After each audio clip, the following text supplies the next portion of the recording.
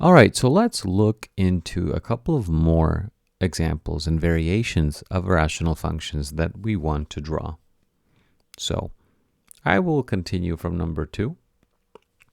So let's say that we have a number behind it. Let's say it's 1/2. 1/2, we have a square root. Inside the square root will be x plus 5, and outside will be minus 2. So again, as in the previous video, it's very important to recognize that the first number that I want to plug in is going to be at x equals minus 5. Now there's a very specific reason, because the function shifted left by 5. So let's draw a table where we will plug in, let's go with 3 numbers. The very important fact is that our first number that we plug in is minus 5, which goes right here, minus 5. Let's see what's the result. Yeah, so let's plug in minus 5, and I will work out it right here. So y minus 5, when we plug it in, we get 1/2 the square root of 5 minus 5, or I should say minus 5 plus 5, minus 2, and the symbol equates to minus 2. Yeah, we can even see that the minus 2 is, of course, this number right here. Okay, but we need more than 1 point. Okay, so let me plug in a number that we will get a nice square root. So, for example, if I were to plug in minus 4, okay, minus 4, we would get minus 4 plus 5 and minus 2, which is 1/2 the square root of 1 minus 2. I mean, it looks very scary, but it's really not. It's just 1/2 minus 2. And I'm going decimal. It's minus 1.5, okay? So minus 4 is minus 1.5. Notice that the difference when we moved is only by 1/2. It's really nothing, just an observation, is that this moved by 1/2. Okay, let's go with a larger number so we can draw it better. I'm going to plug in the number 4, because 4 plus 5 is 9. Okay, so again, 1/2 the square root of 4 plus 5 minus 2. Yeah, so I plugged in 4 right here. And let's work this out. So it's 1/2 the square root of 9 minus 2. The square root of 9 is simply 3. And minus 2.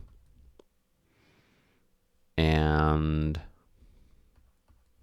this is equal to minus 0.5. Yeah, so we have, I like to put my results in some boxes. Okay, so when we went all the way to,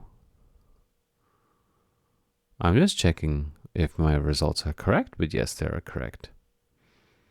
Okay, so when we plug in the number 5, we get minus 0.5. And we can notice is that this changed by 1. So let's pull out a coordinate system and try to draw these points. Yeah, so let's go here.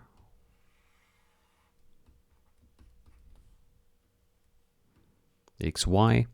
we have to carefully label it. It might seem a little bit, yeah, so we will add 5 ticks on the left and 5 ticks on the right. Here we have -2, here we have -5. So our first point of how to draw this function, so this function begins from this point, which is right here. Then we have a second point, yeah, -4. This is minus half is right here, so -1.5 is in the middle.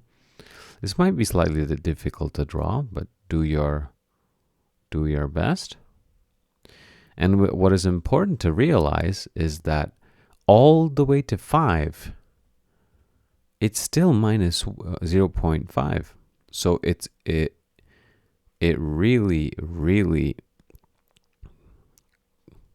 it rises very slowly. It slows down. Yeah, the function really slows down.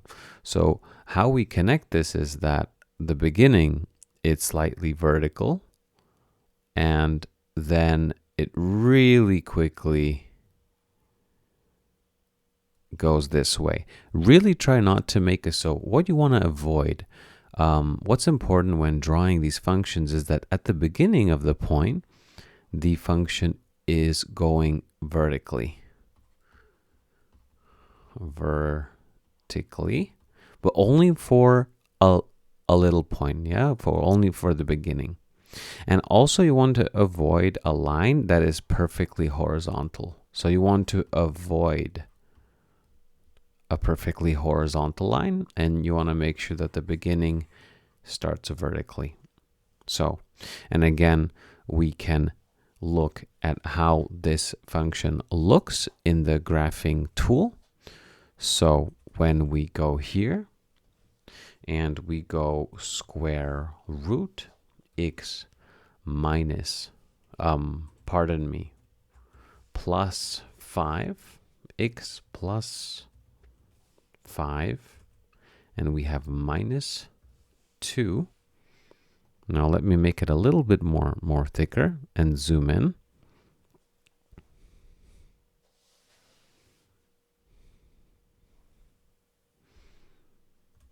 And I forgot to add the 1/2. So 1 divided by 2, which I almost got a heart attack. As we can see that our calculations were accurate. In this tool, you can also add the axes. So for example, x and y, we can label them. And as we can see, our first point, which we calculated, is right here. And the second point that we calculated was at 5, which is right here at a 0.5.